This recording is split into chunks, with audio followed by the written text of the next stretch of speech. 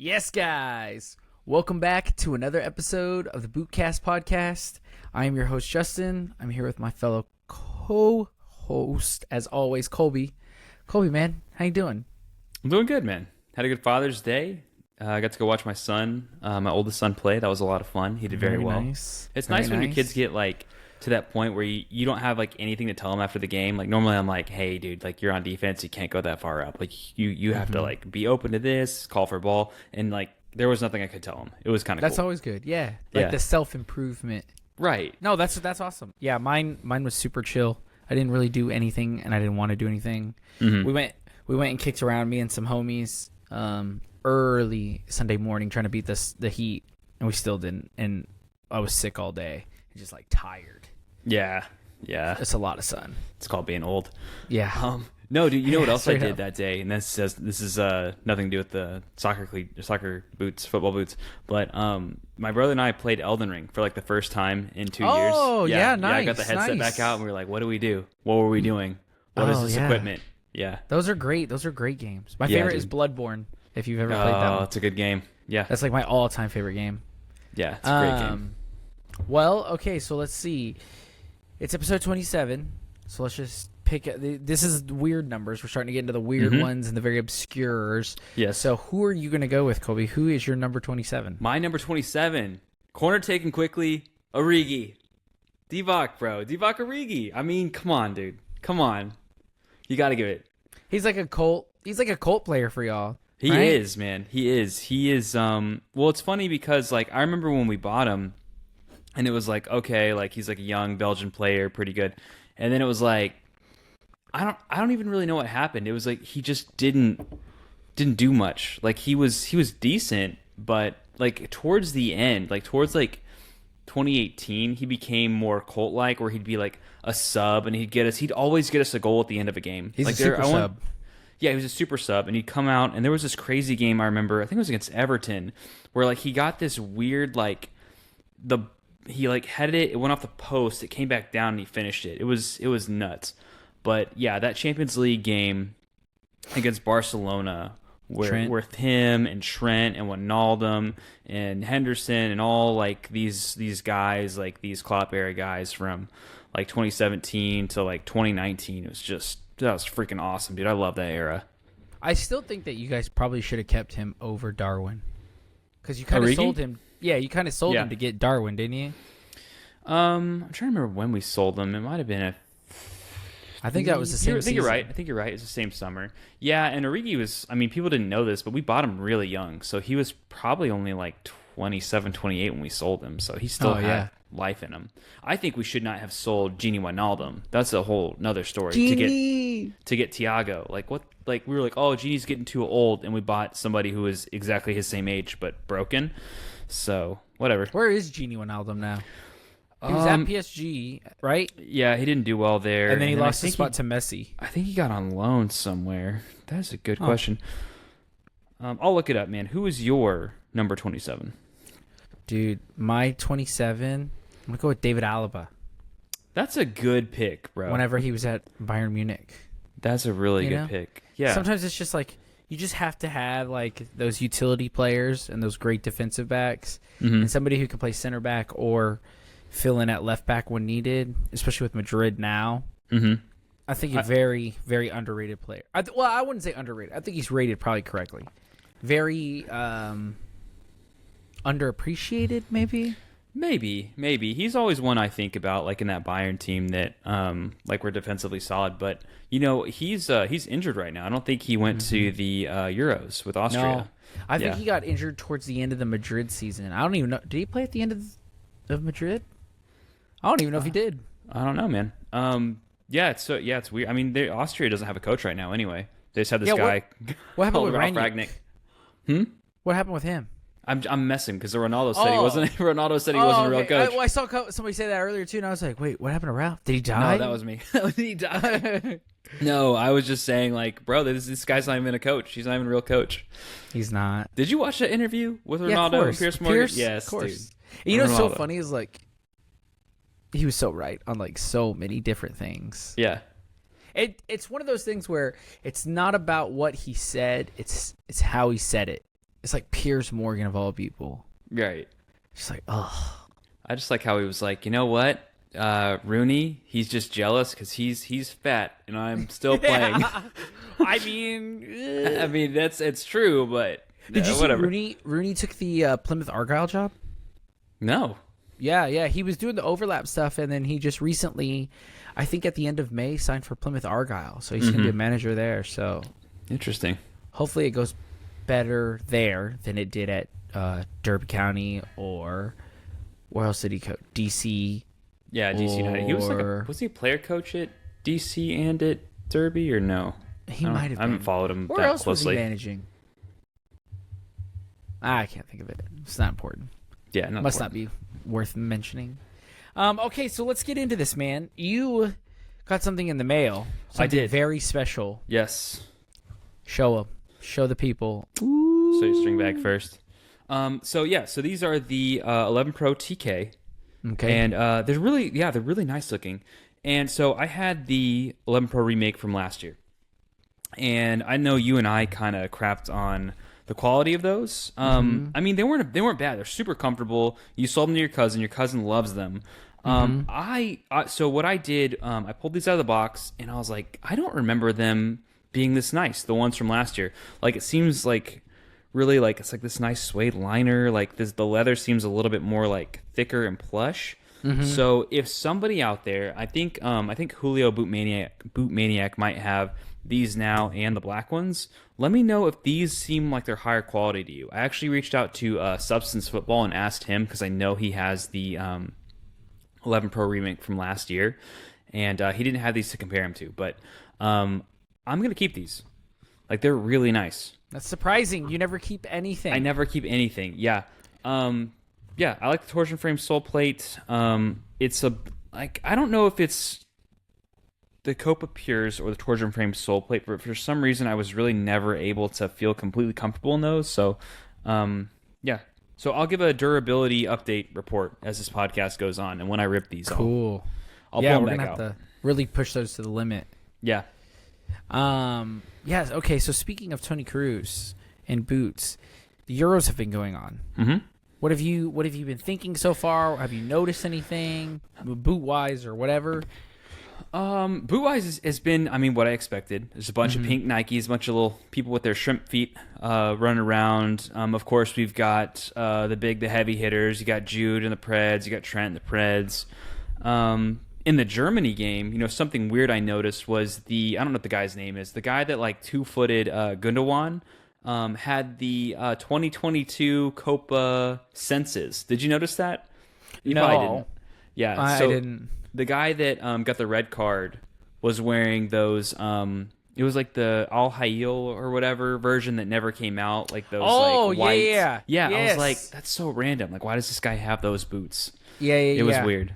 Yeah, those are a weird colorway to wear. I mean, smart. Like that's what it's for. But yeah, that's an interesting shout. Yeah, I haven't seen anybody wearing anything that's like I'm like, what the heck is that? But okay, so I'm a huge nerd, and I love those when the England arrivals videos come. They just say what's up, and so I watch their training stuff, and I think it might have been in the arrivals video, but Eze showed up with his New Balance. And on the bottom of his green New Balance, it had gold, like on the sole plate. And I'll have to find the picture and send it to you. Yeah. But I'm like, I don't think that's normal or right. Yeah. And I haven't seen him again since. Like, Eze hasn't been playing or anything. But I'm like 99% sure that he had gold on his New Balances. Yeah, that's pretty cool. And even Saka, like you'd think that these New Balance players would be wearing that lime glow, but even like he has got his own like nice little custom pair. Yeah, Saka's are dope. Yeah, they are pretty cool. That white and gold. I won't lie either. I think that at first I was kind of like, why pink for Nike? But man, watching them on field, I'm like, wow, like you can clearly tell those are Nike boots. Right. Yeah, especially like Phil Foden, as terrible as he's been playing. I noticed him with an all white kit and then the pink boots. I was like, those do stick out in like a very positive way. Yeah. Dude. Speaking of because you're talking about Phil Foden not being great, it's been a weird Euro where I feel like either teams have started off like incredible, like Germany, or they've just come out flat, like England and France did. It's been Yeah, it's been a little weird. Well, it's also, I mean, it's tournament football. So, like, you're going to have those games. So, like, that's why I just, like, I'm not stressing that England only won 1-0. Like, I'll take the 3 points for sure. Yeah. But it's just like, okay, but I definitely think that setup-wise, they've got to change some stuff. I think Foden's got to, unfortunately, man, I think he's got to go to the bench. I don't think he did anything worth staying on the field. I would probably put Anthony Gordon on the left out of everybody.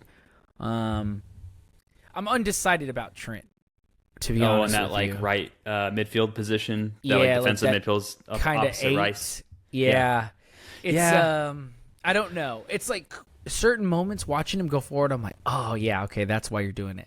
But then he had like a lot of dumb errors, and it's like, oh yeah, that's why you don't play there. Yeah, well, and it's a good case study for us Liverpool fans who are always like, put Trent in the midfield and get another right. You know what I mean? Like, that's kind of been the argument for the last couple of years, and then Southgate actually did it, and it's like, oh, well, maybe he should just stay where he is. So, yeah, that's the hard thing. And it's like I said, like going forward, you're like, oh, I totally get it, but he just has so many like bonehead errors, and it's like part of me wonders is it Trent, or is it like, hey, this is kind of unfamiliar territory, so he is kind of finding his footing as the tournament's going. Because he played as a 10 against Malta, I think in the qualifiers or the friendly, and I think that's all he's played midfield wise.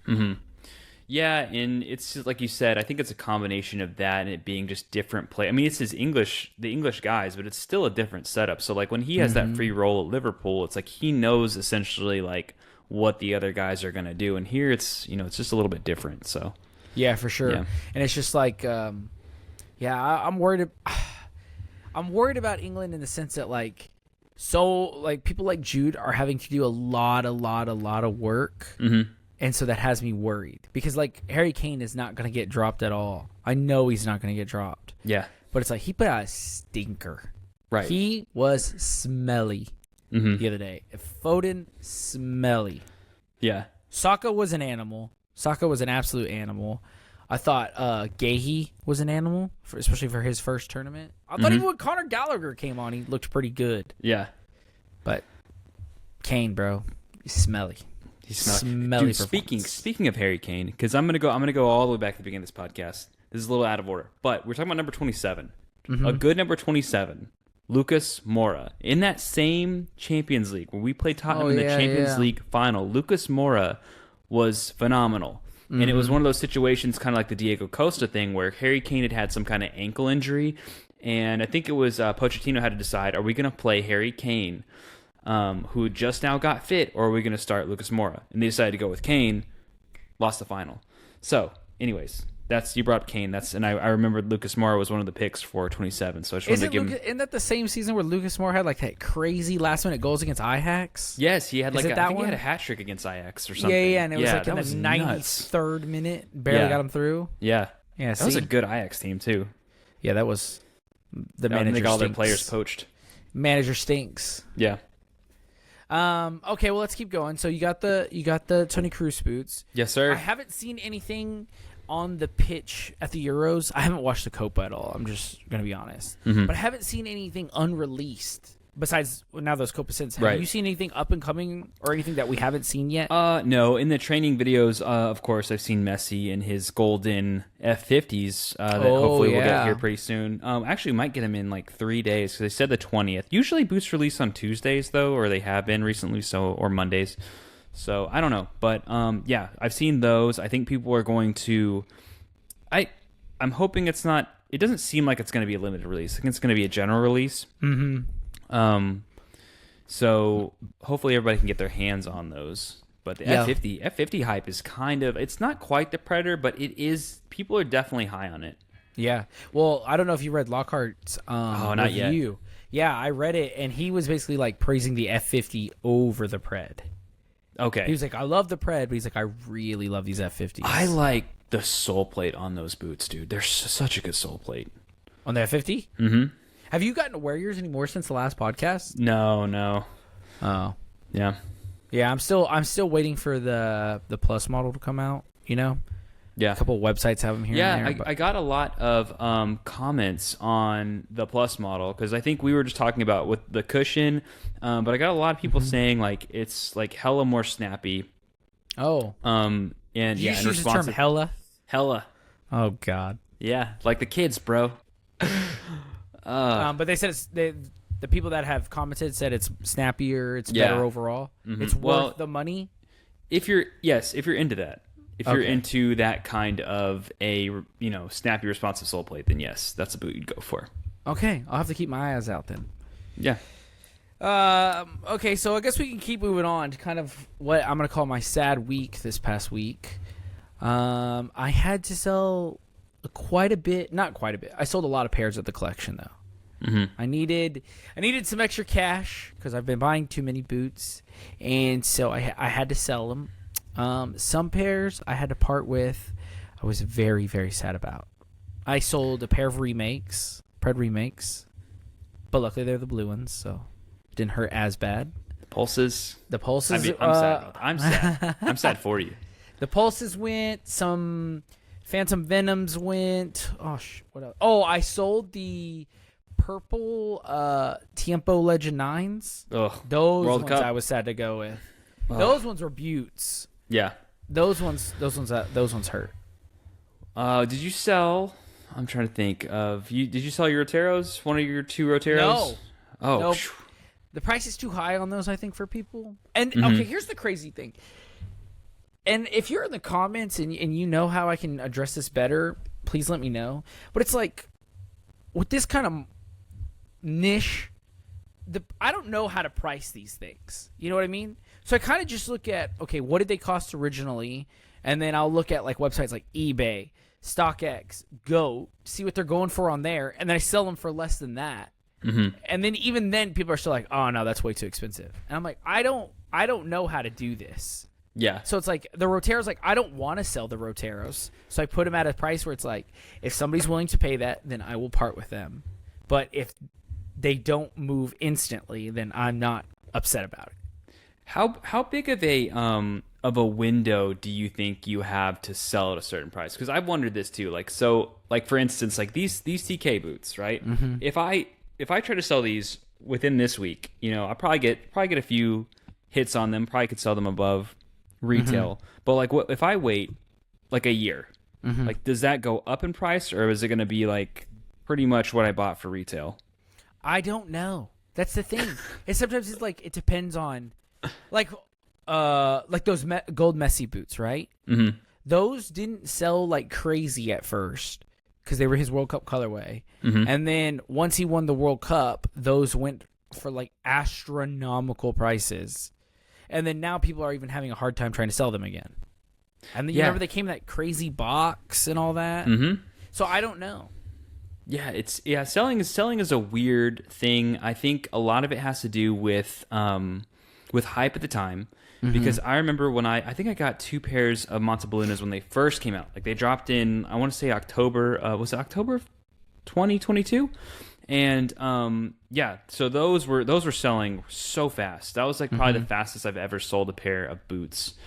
And then I thought I would do it again later in like when we got that restock pair in 23, and those did not sell like for nearly as much or nearly as fast. So it's kind of a weird thing. Yeah, for sure. And it's just like I don't know how to decide which boots are going to like in turn like, oh my gosh, like this is a sleeper hit. Oh, I could sell them for $1,500, no problem. Right. Versus like when you're like, oh yeah, I think that this boot is going to hold value, and it just like it doesn't. Yeah, because I've seen like some of those Montebellunas brand new go for like $150, if not less. That's crazy. And for a while people were paying like what, close to $400. Yeah, people pay like above 400. Yeah, 400 above. But then on the reverse end, you have like that Pred 30. Those are still like roughly $1,000, and they're still moving. Yeah, that's weird. Yeah. That's weird because there's a lot of colorways that have come out after that one that I'd rather have. But oh yeah, but it's like the same thing with the Rotero. Like the Rotero had a lot of hype once people found out it was leather, and it's like now I don't know if that hype has kind of died because people who got them. But then it's like that Predator 94 that we made fun of. I've seen that go for pretty high money too. Yeah. You know, what was that Tiempo? The Pearl? The Pearl. Pearl's kind of all over the place right now. That's a weird one. That one I gave to a reseller for his friend. It wasn't like it was, like a shady deal or whatever, but that was kind of a weird one where I would have felt, the Pearl and the Emerald, people shouldn't pay that much higher. Like that. That's how I feel. It's not that great. The Pearl was what, $250 retail USD? I think so, $250 or $260. $250. Okay, so let's say for example, we'll go $250. If you wanted to go buy a pair of pearls right now, you're like, oh man, I really want them. What would you say that you would pay? I wouldn't go above $300 if I really wanted them. I wouldn't go above $300. Yeah, see, that's how I feel, and that's a boot like I really would like to actually wear. Mm-hmm. But then I'm like, oh, it's a Tiempo 10. Yeah, and the hard part is if you're trying to sell through something like an eBay. Like they're gonna take a little bit of payment off of that. Like when you sell, like when you get a pair of boots, obviously you've got, depending on where you buy it, you've got taxes to pay. You potentially have shipping to pay, and then if you sell through a third party, like where you're gonna get protected, like eBay or one of those sites, then they're gonna take a chunk, and then you have to worry about shipping as well. So it's like there's so many things that you have to even get through before you can even make a profit. Oh yeah, exactly. And that's the thing that I think that. It's so hard, and that's why I try to sell through my Instagram more than a resale site like eBay or anything like that. It's because at the end of the day, like it's cheaper for the consumer or the customer as it is, and it's cheaper for me to, right. It's better for me. So I get a higher cut, they get a cheaper price because I think it was like eBay, or maybe no, it might have been Mercari. I might have tried to sell something on Mercari before, an old pair of cleats, and I had to bump the price like an extra like $80. To like cover all of that so I could just make what I wanted to make on a pair of boots. Yeah. And there's people always, they'll be like, they'll message me on eBay. They'll be like, how about, it'll be something way low ball. It'll be like, how about like 150 fam? And it'll be like that handshake emoji. And it's like, get out of here, dude. Like, dude. Oh my so God. Annoying. Okay. Like that's what we're going to talk about with this seller stuff. I posted a story and was literally like, these are all size 8 unless I state otherwise. Like they're all 8 US. First message I got over and over. Hey, bro, what size are these? Hey, dude, what size? Are these still available? What? And then I'm like, yeah, they're still available. Oh, what size are they? An 8. They're an 8, guys. Go through the first slide. Go through the last slide. It's all there. It's all there. It's all there. So please, guys, at least read that a little bit. And then the other part is, it's like, it's hard because when I want to make a deal, obviously I'm like, okay, this is the price range I want to stay within. Like when I'm buying. And it's the same thing when I'm selling. And so many people, I mean, like, lowballing is like, it's brutal. Right. It is brutal. Some people are like, I'll give you $100 less than you're asking, and I want free shipping. I'm like, what the fuck? What? Yeah. Yeah, it's wild. It's wild. Yeah, dude. With your here's something I want to know is with your shipping, how do you ship out? Do you like if you're shipping with box? Like, do you put like if I had to sell this, but I'm trying to cut the weight down, right? How do you go about doing that? Okay, so is what I did basically was if I had the box, it would be in the picture and everything. Okay, and then when somebody would message me and we would go back and forth, I'm like, do you want the box? Because that was all my prices was a price plus shipping. You know, unless we struck a deal and then I'd pay for shipping. But literally it was always this price plus shipping. And I would ask them, like, do you want the box or no? Because if you don't get the box, it's going to be cheaper on shipping than if you get it. And most of the time, people actually wanted the box. So, I mean, you do what you got to do. And then I went to FedEx. The girl measured it and was like, here you go. Gave me the cheapest box possible. But, like, literally everywhere I shipped, the boxes were probably $8 to $10 a piece at FedEx. And then shipping was 20 to 25. And that was like Oklahoma. Yeah. Yeah. It's expensive. Yeah, that is sometimes why I do like going through, like, because at least if you go through a third party like eBay, then you can buy shipping through them. And so it's usually fairly cheap. But then it's like on the flip side of that, eBay is going to charge you much. So it's really like either a net, breaking even, or eBay's getting more money off of you. I did have one guy who bought a pair of boots that I guess had his own shipping, so he made a label and just sent it to me, and then I was able to print it and just throw it on the box, so that was cool. So he didn't lose any money from me and vice versa. But yeah, most of it I had to tell the guys like I had a couple people that really were like, dude, this is an insanely good deal, and they're like, can you ship it to Australia, or can you ship it to Ireland? I tried to send a pair of boots to Ireland, no box, just the boots. It was $90, and that's the cheapest. It's crazy. Yeah, dude. So it's like I try to tell people be patient, like, you know, try to work out a deal, but it's hard to ask somebody to pay $100 more just for shipping. Yeah, not worth it. Not worth it. Yeah, no. And that's what I tell people. If you can, a lot of times, just try to buy within your country. Yeah, especially if you're like EU, Australia, and some of that can be a little different. But yeah, dude, it sucks. But I sold some of the collection. I'm sad. I've still been mourning my loss, and I'm sure I'll probably sell more. But luckily, none of the boots that I really, really wanted to keep have gone yet, so I can still hold on to them. Maybe eventually you'll be like me, where you just have like a handful of pairs. And yeah, I'm really bad about rotation too. I know a lot of people rotate. Like if I like something, like I really like my Predators right now, I don't want to change anything. I'm gonna give these a go. I think I'll really like these because it's just like going back to a leather boot with the sole plate that I'm familiar with. So yeah, that's how it was this past weekend. I mean, I busted out the Roteros. I wore the Roteros for probably. We were out there for like 2 hours. I think I did like an hour and a half in the Roteros, and then finished out in the white Absolutes. Nice. My feet were just getting tired. And those are Old Faithful. Man, those are so comfortable. But yeah, so that's it, guys. That's the main thing about if you want to sell boots. Try to do it through Instagram. Yeah. That's your best reach. What else? Oh, I did hear a rumor through a friend of ours that the Japan Blue remakes should be coming out in July. Do you think with the Japan Blue remakes set to launch in July, what is that, a month to a month and a half after the Japan Blue Elites have come out, do you think that the hype around the Japan Blue will already be dead at that point? I don't think so. Well, maybe for some people, but not for us. And I think if you're really in the space, then you probably skipped the Japan Blue, like, I'm going to call it regular, Pred 24, and you're going to go for the remake. Or for somebody like me who is going to get a second Pearlized, then I'm going to go for the Champagne or the Whiteout, whatever they're going to call it. Yeah. Yeah, because I've talked to a lot of people, and a lot of people have actually told me, they were like, dude, I really like that idea that you had of doing it like the Precisions, where one is synthetic and one is leather. They're like, I hadn't even thought of that.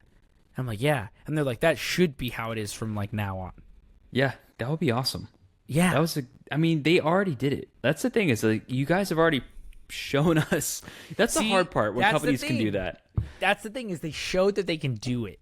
And that's the thing too, is that it's like the Precision is older than the Mania. Yeah. So it's like you did it on an older, quote unquote, harder boot. Right. Like, I don't know if the Accelerator could do it, just because of how the Accelerator is built. I think if they did a synthetic, it might be super tanky. But yeah, like the Mania, the Pulse, anything David Beckham wore, I think you can essentially do a synthetic, because he had a synthetic back then. Yeah, give me pulses, dude. I want a nice, like, clean pair of pulses would be awesome. A Pulse would be cool. An Absolute. I still think a Power Swerve, one of the best ones to do a synthetic. Yeah, on. you want that. Andrew wants that.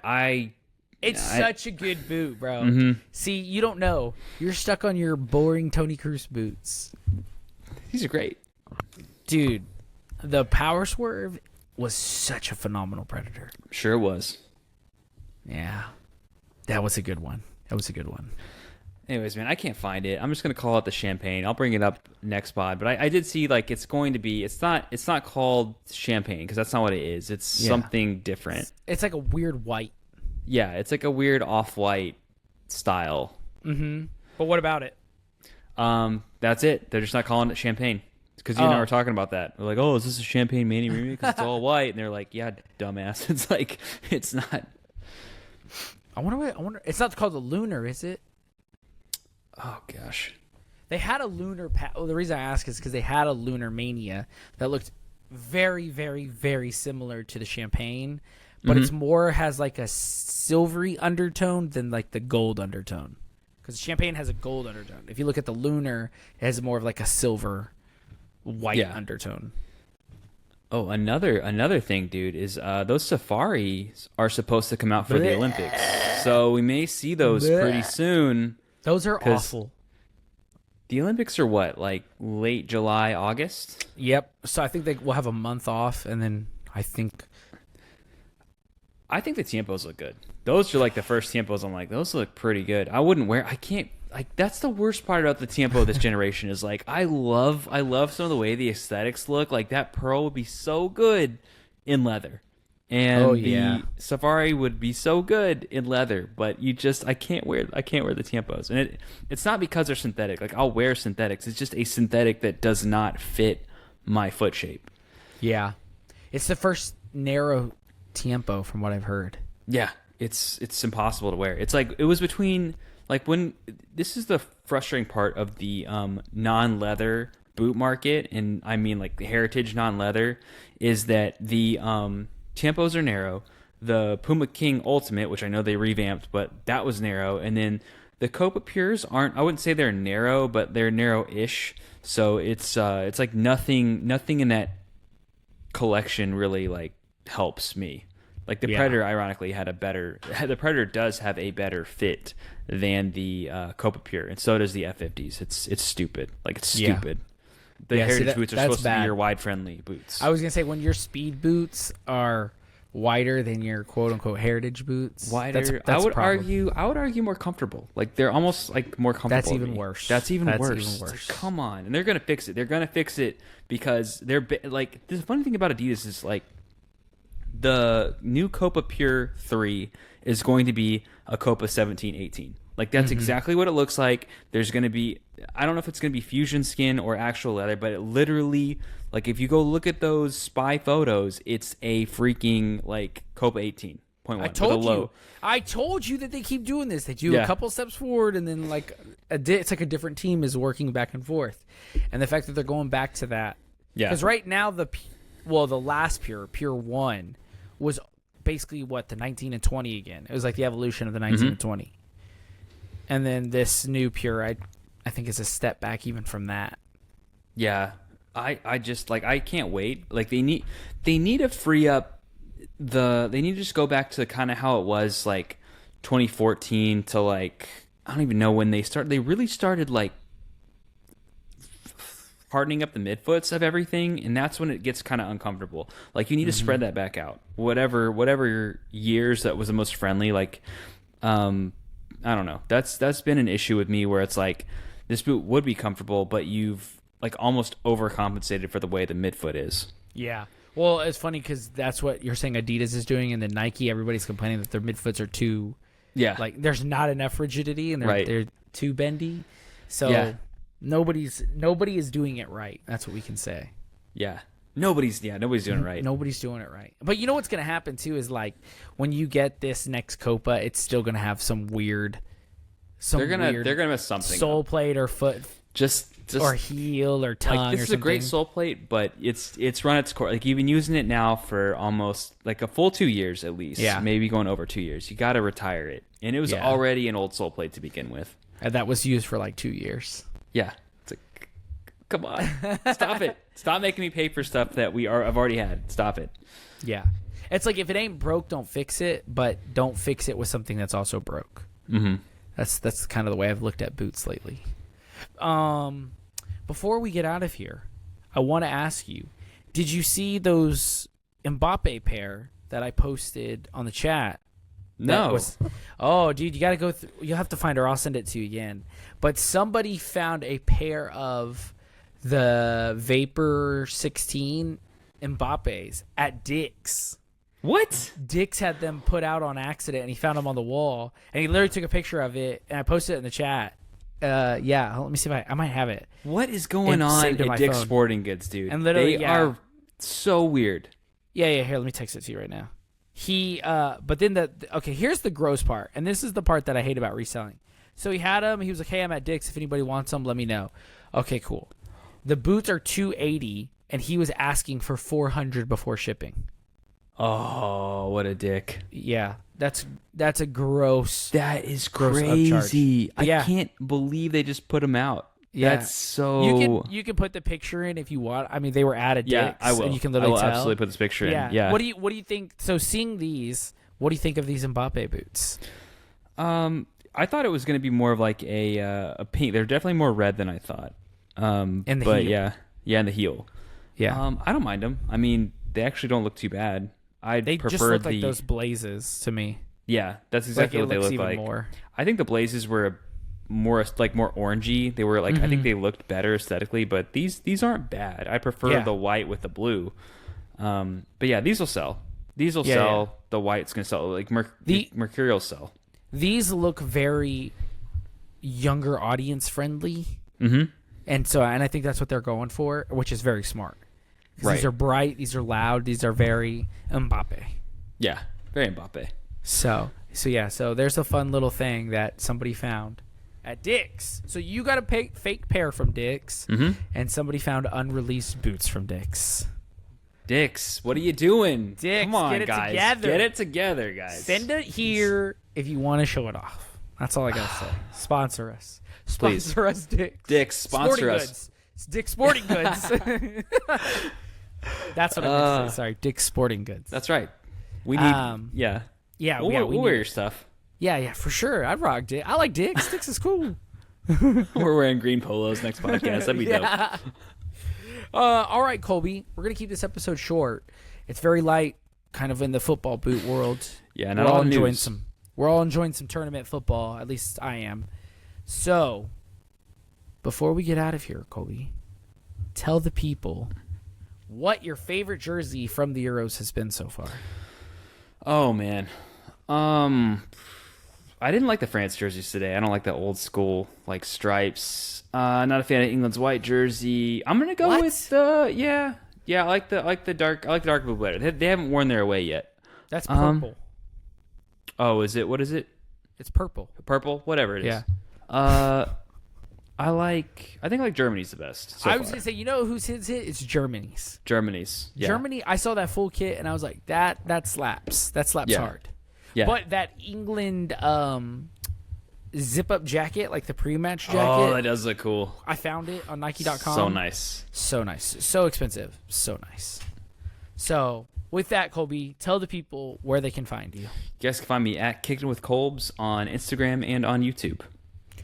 Very nice. You can find me at Texas Cleat Collector on Instagram and YouTube. I will probably be selling more boots, so look at my story if you would like to purchase some and help me pay for my small children. And with that, we will see you guys in the next week. See you Take guys. care.